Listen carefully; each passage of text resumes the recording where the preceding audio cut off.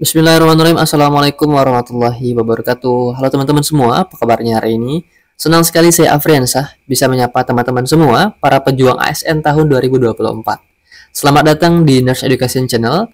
Buat kalian yang baru bergabung di channel ini, yuk bantu channel ini dengan cara tekan tombol subscribe-nya karena subscribe itu gratis.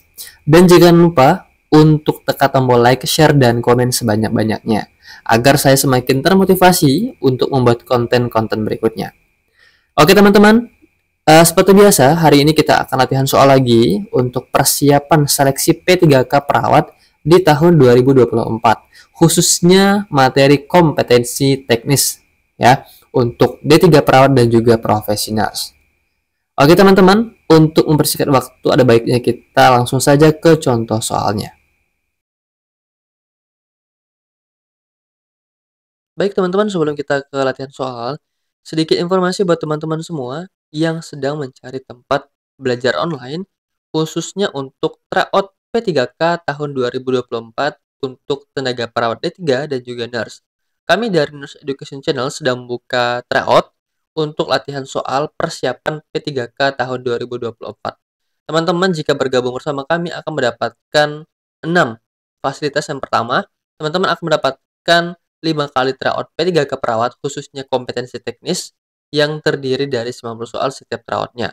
Yang kedua, teman-teman akan mendapatkan bonus 3 kali kuis sebelum tryout terdiri dari 20 soal setiap kuisnya. Soal tryout dan juga kuis kami sesuaikan dengan kisi-kisi yang terbaru dan juga FR dari teman-teman yang telah mengikuti ujian P3K.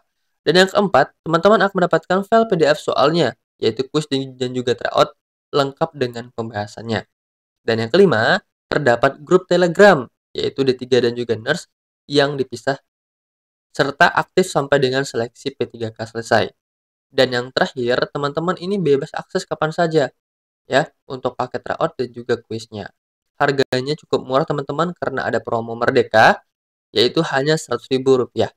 Teman-teman bisa mendapatkan ini semua melalui WA yang tertera pada brosur ini, yaitu di 0896 9637 7751. Total untuk tryout dan juga kuis, teman-teman mendapatkan 510 soal.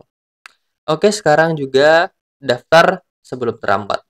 Oke, sekarang kita lanjut ke pembahasan soal.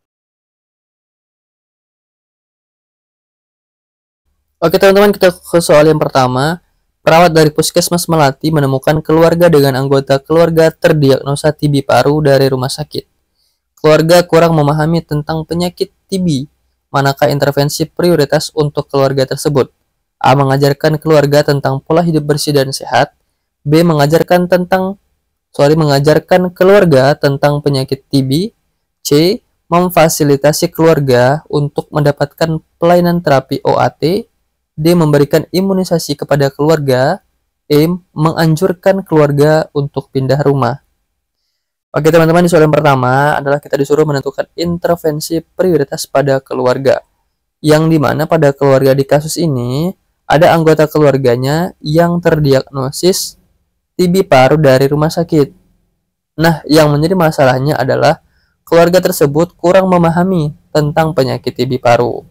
Nah, kira-kira apa nih intervensi yang harus kita lakukan untuk untuk keluarga ini? Nah, mengingat pengetahuan keluarga sangat perlu ditingkatkan tentang penyakit TB paru, yang dimana hal ini bertujuan bertujuan agar keluarga ini mampu untuk merawat keluarga mereka yang terdiagnosa TB paru, yang dimana agar mencegah terjadinya penularan dan memodifikasi lingkungan sehingga diharapkan keluarga bisa menjadi support system utama bagi pasien, ya, karena pasien TB sangat memerlukan dukungan atau perawatan yang cukup panjang sehingga keluarga dapat selalu memberikan dukungan. Sehingga melihat hal tersebut, yang harus kita lakukan adalah dengan cara mengajarkan keluarga tentang penyakit TB paru. Sehingga opsi yang tepat adalah yang B, ya. Karena mengingat di sini keluarga tidak memahami tentang penyakit TB. Nah, sehingga yang perlu kita jelaskan adalah apa itu TB, penyebabnya apa, cara penularannya seperti apa, ya, dan pencegahannya seperti apa. Oke, sekarang kita lanjut ke soal nomor 2. Baik teman-teman, kita ke soal nomor 2. Laki-laki berusia 29 tahun dirawat di ruang bedah pasca operasi hari pertama pada telinga bagian tengah. Hasil pengkajian, pasien mengatakan merasakan adanya nyeri dengan skala 7, yaitu rentang skala nyeri 0 hingga 10, dan terasa mual. Ekspresi wajah tampak meringis saat menahan nyeri, masih terasa lemas dan takut untuk bergerak. Tekanan darah 100/80, nadi 100 kali per menit, RR 18 kali per menit, dan suhu 36,6 derajat Celcius.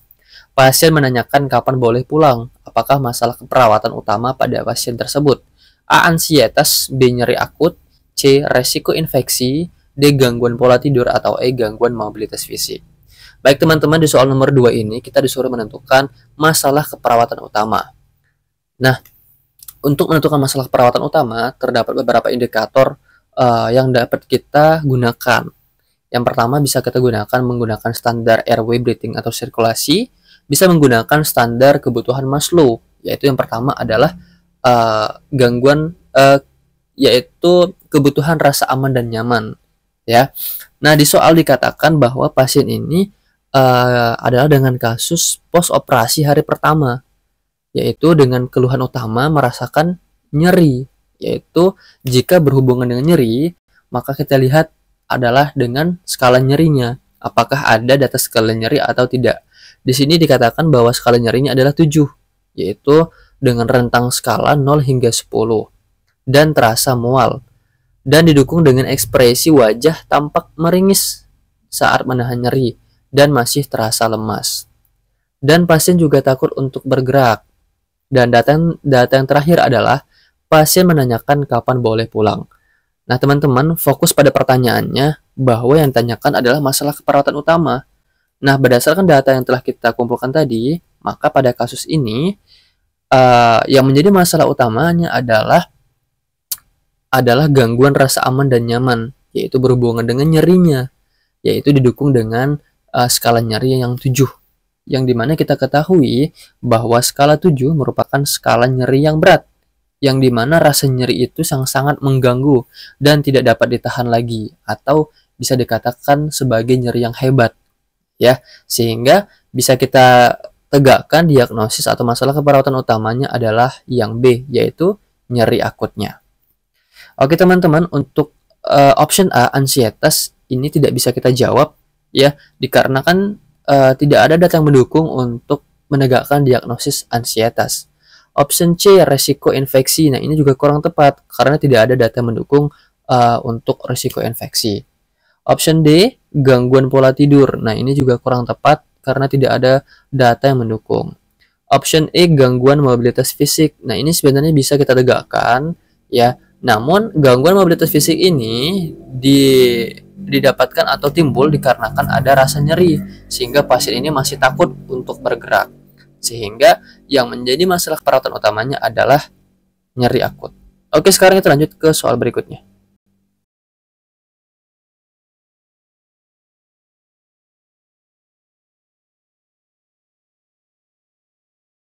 Oke teman-teman, kita ke soal nomor 3. Di sebuah desa terpencil yang bernama Desa Mawar, ada beberapa laki-laki dan perempuan dengan kriteria usia 55 hingga 65 tahun yang merasakan linu pada persendian. Rasa linu tersebut lebih terasa pada malam hari. Dari pihak puskesmas telah memeriksa dan mengobati dari gejala penyakit tersebut. Dari hasil observasi awal, jenis penyakit tersebut adalah osteoartritis. Tetapi ketika obat habis, pasien merasakan kembali gejala tersebut. Nah, sebagai seorang perawat komunitas, tindakan yang paling tepat untuk mengatasi masalah tersebut yaitu dengan cara apa? A. Melaporkan kejadian tersebut kepada pihak puskesmas. B. Menganjurkan pasien untuk melakukan kompres hangat. C. Menganjurkan pasien untuk tetap mengkonsumsi obat-obatan. D. Menganjurkan pasien untuk mengurangi aktivitas agar tidak terasa sakit. E. Menganjurkan pasien untuk membeli obat sendiri. Oke teman-teman, di soal nomor 3 adalah berkenaan dengan intervensi keperawatan dalam komunitas.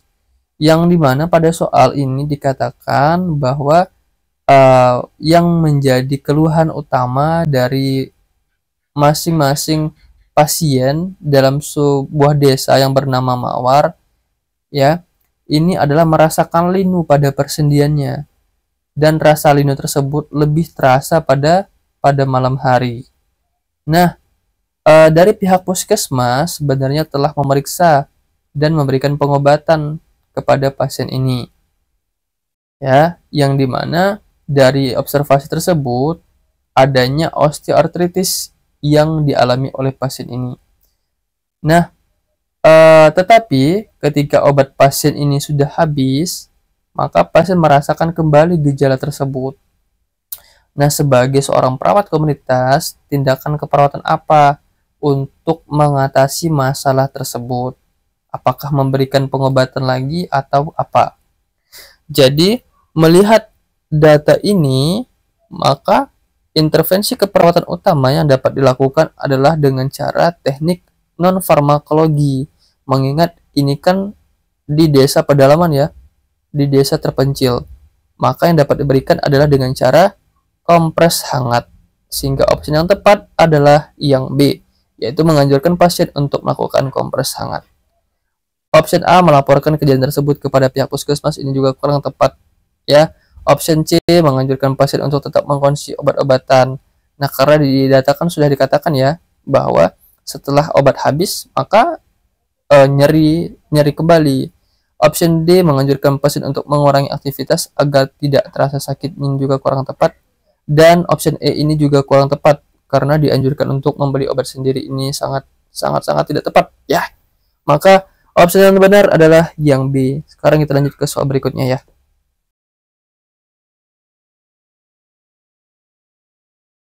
Oke teman-teman, kita ke soal nomor 4. Seorang laki-laki berusia 55 tahun mengeluh nyeri dada kiri menjalar ke bahu dan lengan kiri. Pasien mendapatkan obat nitrogliserin. Teknik yang tepat dalam pemberian obat tersebut adalah dengan A, per oral, B, per parenteral, C, sublingual, atau D, bukal, E, rektal. Baik teman-teman, di soal nomor 4 ini ada berkaitan dengan rute pemberian obat, yang dimana obat tersebut adalah nitrogliserin yang biasa digunakan pada pasien dengan gangguan jantung, ya, yaitu infak miokard akut.